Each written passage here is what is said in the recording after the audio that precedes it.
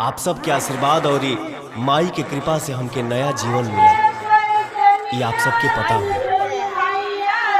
और यह जीवन के शुरुआत हम अपने माई के भजन से कर रहे हैं। प्रेम से बोली शेरा वाली मैया की जय।